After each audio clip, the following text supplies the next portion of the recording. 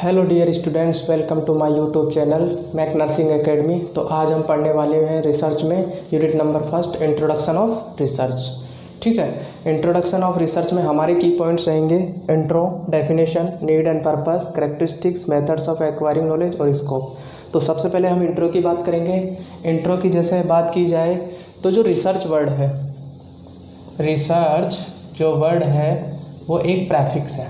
ठीक है, क्या है? एक प्रेफिक्स है, ऐसा इंग्लिश स्टैंडर्ड का मानना है। उससे पहले जो रिसर्च का वर्ड था एक फ्रेंच वर्ड से उठाया गया था और फ्रेंच भाषा में ये वर्ड था रिसर्चे। फ्रेंच भाषा में ये क्या था? रिसर्चे एक वर्ड था, ठीक है, जिसका मतलब हुआ करता था to go about seeking. To go about seeking का मतलब है किसी चीज़ को ढूंढना। टू गो अबाउट सीकिंग का मतलब होता है किसी चीज़ को ढूंढना। ठीक है, फ्रेंच भाषा के अंदर एक शब्द था रिसर्चे, ठीक है, जिसका मतलब था टू गो अबाउट सीकिंग। अगर हम उसको ट्रांसलेट करें हिंदी में तो मतलब होता है किसी चीज़ को ढूंढना, फाइंड आउट या पता लगाना। ओके, ये वर्ड 1577 के अंदर यूज़ किया गया था। बाद में इस वर्ड को उठा लिया गया और इंग्लिश स्टैंडर्ड के हिसाब से इसको रिसर्च में कन्वर्ट किया गया। ठीक है, किस में कन्वर्ट किया गया? रिसर्च के अंदर। ठीक है, जनरली हम जो रिसर्च में पढ़ते हैं वो यही पढ़ते हैं कि रिसर्च जो वर्ड है वो एक प्रेफिक्स है। प्रेफिक्स को अगर मैं बोलूँ तो उपसर्ग। रिसर्च वर्ड क्या है? एक प्रकार का उपसर्ग है, यानी कि दो शब्दों से मिलकर कोई शब्द बनता है अर्थपूर्ण, उसको उपसर्ग या प्रेफिक्स कहा जाता है। ठीक है, इसमें जो पहला शब्द है वो हमारा है री और दूसरा है सर्च। री का मतलब होता है अगेन और सर्च का मतलब होता है फाइंड आउट। ठीक है, तो यानी कि अगेन का मतलब दोबारा से, फाइंड आउट मतलब पता लगाना। ठीक है, तो इसका मतलब क्या हुआ? इसका मतलब ये हुआ कि कोई चीज़ है, कोई भी चीज़ इस यूनिवर्स, इस ब्रह्मांड के अंदर क्या है? प्रेजेंट है। क्या है? प्रेजेंट है। कोई भी जो चीज़ है वो क्या है? प्रेजेंट है। कहाँ पर? इस यूनिवर्स के अंदर। इस यूनिवर्स में यदि कोई भी चीज़ प्रेजेंट है, उपस्थित है, तो उस चीज़ का उपस्थित होना, यानी उस चीज़ का उपस्थित होना और जानकारी होना, वो आता है सर्च के अंदर। ठीक है, लेकिन अगर उस चीज़ से रिलेटेड हम कॉन्सेप्ट तैयार करते हैं, हम क्या करने की कोशिश कर रहे हैं? ऐसी कोई चीज़ जो इस यूनिवर्स के अंदर उपस्थित है और उसका पता लगाने के बाद हम उसके बारे में बहुत ज़्यादा इन्फॉर्मेशन प्राप्त करने की कोशिश कर रहे हैं ताकि नए कॉन्सेप्ट तैयार किए जा सके, तो उसको बोलते हैं अगेन। क्या बोलेंगे? अगेन। तो दोनों को मिला के क्या बना? रिसर्च। ठीक है, एक बार आपको सिंपल तरीके से मैं दोबारा बताता हूँ। देखिए, जैसे कोई चीज़ है ए, ठीक है, वो कहाँ है? ब्रह्मांड के अंदर। कहाँ है? यूनिवर्स के अंदर। ठीक है, अब यूनिवर्स में उपस्थित है, मतलब इसकी हमें जानकारी यदि होती है तो वो क्या होगा? सर्च।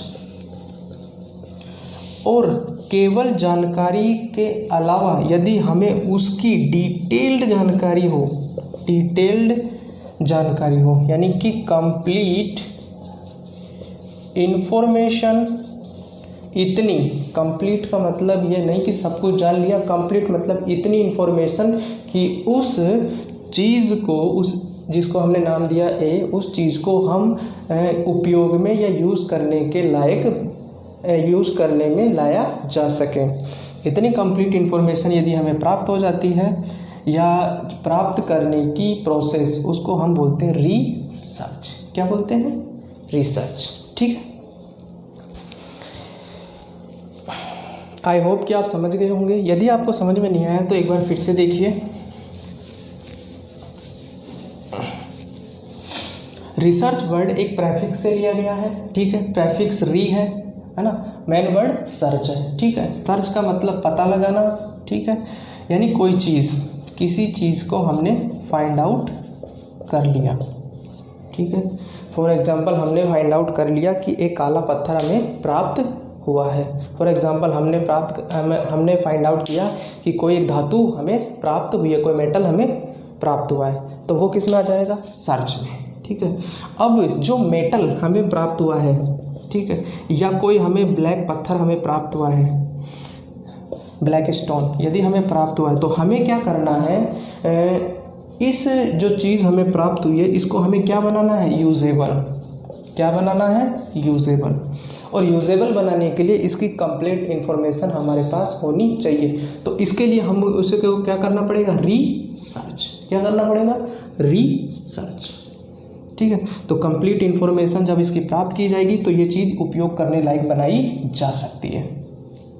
ठीक है, तो ये है इसका इंट्रो। इंट्रो में हम क्या समझे, इंट्रो में हम ये समझे कि रिसर्च वर्ड जो है एक फ्रेंच भाषा का शब्द था रिसर्चे, जिसका प्रयोग 1577 में किया जाता था, वहाँ से उठाया गया और बाद में इसका रिसर्च शब्द में कन्वर्ट किया गया। दोनों का मतलब फ्रेंच में भी इसका मतलब सेम ही था, और हमारे जो इंग्लिश का रिसर्च वर्ड है उसका मतलब भी लगभग सेम है। ठीक है, सेम ही है। ठीक है, तो ये हमारा इंट्रो है। ओके,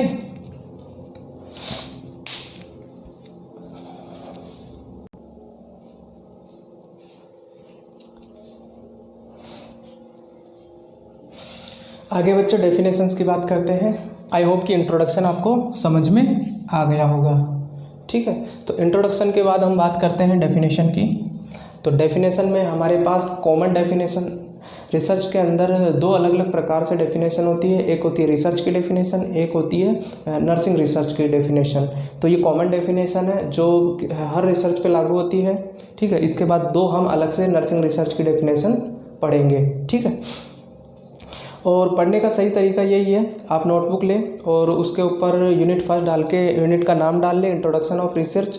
और जैसे नोट्स आपको मैं अपने बोर्ड के ऊपर दिख रहे होंगे आपको नोट्स, वैसे कि वैसे पहले आप नोट्स उतारें, वीडियो को पॉज करें और पॉज करने के बाद नोट्स उतारें, नोट्स उतारने के बाद इसका एक्सप्लेनेशन आप सुनें। ठीक है, तो यही सही तरीका है। नोट्स हाथ के हाथ आप लिखते रहेंगे तो नोट्स प्रिपेयर हो जाएंगे और आपकी जो रिसर्च की क्लासेज है वो भी प्रॉपर तरीके से हो जाएगी। ठीक है, तो डेफिनेशन में हम बात करते हैं। दो डेफिनेशन है हमारे पास कि रिसर्च होती क्या है। इंट्रो में इतना समझ में नहीं आया, इसलिए डेफिनेशन में और डिटेल में जानते हैं। रिसर्च क्या होती है, आर का मतलब होता है रिसर्च, जो मैंने शॉर्ट में लिखा है। ठीक है, तो पहली डेफिनेशन की बात करते हैं। तो पहली definition, research is defined as a systematic scientific process to answer the questions. ठीक है, अब मान लो कि ये बोल रहा है कि एक प्रोसेस है। क्या है बच्चों, एक प्रोसेस है। प्रोसेस कैसी है, सिस्टमैटिक। क्या है, सिस्टमैटिक और साइंटिफिक। दूसरा साइंटिफिक। कैसी प्रोसेस है, सिस्टमैटिक और साइंटिफिक प्रोसेस है। ये प्रोसेस करने की क्यों आवश्यकता पड़ रही है, हमें क्या चाहिए, आंसर। हमें क्या चाहिए, आंसर। अब आंसर किस चीज़ का चाहिए, आंसर हमें उस चीज़ का चाहिए जो नई चीज़ हमें पता चली है। जो नई चीज़ हमें पता चली है उसका हमें आंसर चाहिए कि ये क्या है। ठीक है, एक तो ये आंसर हमें किसका चाहिए, क्वेश्चन का। और क्वेश्चन क्या है कि ये नई चीज़ क्या है।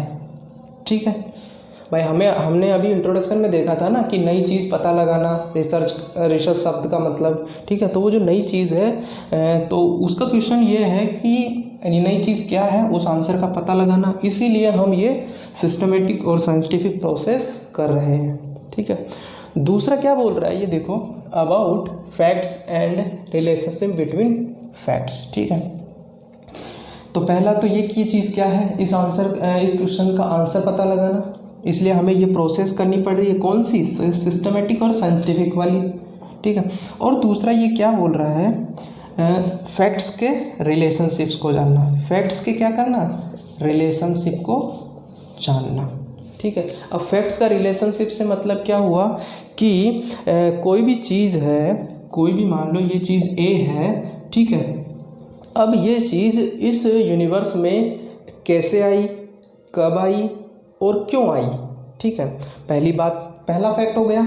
दूसरा फैक्ट्स ये कि इस चीज़ ए का ह्यूमन यानी मनुष्य से क्या रिलेशन है। ठीक है, इस फैक्ट्स को जानना, ये भी एक फैक्ट्स हो गया। ये घटनाक्रम कब हुआ, कितने समय पहले हुआ, ये एक फैक्ट्स हो गया। तो ऐसे फैक्ट्स के बारे में क्या करना, अबाउट फैक्ट्स, ऐसे फैक्ट्स के बारे में पता लगाना, किसके द्वारा? सिस्टमेटिक और साइंटिफिक प्रोसेस के द्वारा। सिस्टमेटिक और साइंटिफिक प्रोसेस के द्वारा हम उस क्वेश्चन का आंसर जानते हैं कि ये नई चीज़ क्या है, और उससे संबंधित जितने भी फैक्ट्स हैं यानी कि सवाल है, और उसका मनुष्य के साथ और इस यूनिवर्स के साथ क्या संबंध है, ये सारी जानकारी प्राप्त करने के लिए हम एक प्रोसेस करते हैं, और उस प्रोसेस को हम बोलते हैं रिसर्च। क्या बोलते हैं? रिसर्च। ये बोलो रिसर्च प्रोसेस या फिर रिसर्च। ठीक है, तो पहली डेफिनेशन आपको समझ में आ गई होगी। ठीक है, हाँ एक बात और, ये जो सिस्टमेटिक और साइंटिफिक वर्ड है, इसका मतलब यह है कि अब हम क्या कर रहे हैं, एक प्रॉपर तरीके से स्टेप बाय स्टेप किसी भी चीज़ की जानकारी प्राप्त कर रहे हैं, इसलिए सिस्टमेटिक और साइंटिफिक वर्ड का प्रयोग किया गया है। ठीक है, दूसरी डेफिनेशन की बात करते हैं। सेकंड डेफिनेशन की अगर बात की जाए तो देखो, सेकंड डेफिनेशन हमें क्या बोल रही है, इससे थोड़ी डिफरेंट है। Research is systematic method of, systematic method, ये क्या बोल रहा है? सिस्टमेटिक मेथड, यानी मेथड बोले तो तरीका, यानी कि एक ऐसा तरीका जिसके द्वारा, रिसर्च क्या है? एक ऐसा तरीका जिसके द्वारा एक्सप्लोर करना, एक्सप्लोर मतलब किसी चीज़ का विस्तार करना। ठीक है, तो इस पे आप जब भी ये चारों शब्द सुने तो अपना फोकस किस पे रखें? इन्फॉर्मेशन के ऊपर। किसके ऊपर रखें? इन्फॉर्मेशन के ऊपर। इन्फॉर्मेशन किसकी? वो जो नई चीज़ है उसकी, जो नई चीज़ है उसकी इन्फॉर्मेशन को क्या करना? एक्सप्लोर करना, उसको डिस्क्राइब करना। ठीक है, एक तो फैलाना और एक उसको विस्तार पूर्वक करना। एक्सप्लेनिंग, उसको समझाना। एस्टैब्लिशिंग, उससे रिलेटेड जो नोट्स हुए या फिर कॉन्सेप्ट्स हुए, बुक्स हुई, वो तैयार करना। ठीक है, एग्जिस्टेंस ऑफ फिनोमेना, जो घटनाक्रम इस ब्रह्मांड में उपस्थित है। ठीक है, तो पूरी बात हम यहाँ से समझते हैं। एग्जिस्ट ऑफ फिनोमेना का मतलब है कोई भी चीज़, यानी कोई भी, एक को हम क्या मान रहे हैं? कोई नई चीज़। ठीक है, कोई भी चीज़ इस यूनिवर्स के अंदर है, इस यूनिवर्स में है, तो उसका जो घटनाक्रम है यानी फिनोमिना है, या उसकी जो उपस्थिति है, उसकी जो उपस्थिति है उसके बारे में जानकारी की क्या? इन्फॉर्मेशन को एक्सप्लोर करना, डिस्क्राइब करना, एक्सप्लेन करना और उससे रिलेटेड नोट्स, बुक्स तैयार करना। ये सारी जो प्रक्रिया है, सिस्टमेटिक जो मेथड है, उस मेथड को हम बोल रहे हैं रिसर्च। तो हम ये समझे कि रिसर्च के द्वारा किसी भी नई चीज़ को हम एक्सप्लोर कर सकते हैं, डिस्क्राइब कर सकते हैं, एक्सप्लेन कर सकते हैं। किसके द्वारा? रिसर्च के द्वारा। ठीक है बच्चों, आज हमने हमारे आसपास जो भी चीज़ है, डस्टर है, ब्लैक बोर्ड है, चौक है, वाइट बोर्ड है, डस्टर है, चौक है, जितनी मशीनें हैं, गाड़ियाँ हैं, जो भी चीज़ हम देखते हैं वो सब किसकी देन है? रिसर्च की। ठीक है, इससे होता क्या है? इससे दो काम होते हैं। पहला काम तो ये कि नई नॉलेज क्या होती है? तैयार होती है। नई नॉलेज तो क्या होती है? प्रिपेयर। ठीक है, एस्टैब्लिश जिसको हम बोलते हैं। ठीक है, और ओल्ड नॉलेज क्या होती है? रिफाइन। पुरानी नॉलेज क्या हो जाएगी? रिफाइन हो जाएगी। इससे ये फ़ायदा होता है, तभी तो चीज़ें अपडेट होके आ रही है। पहले साइकिल थी, फिर मोपेड थी, फिर नॉर्मल बाइक, फिर स्पीड बाइक, रेसर बाइक।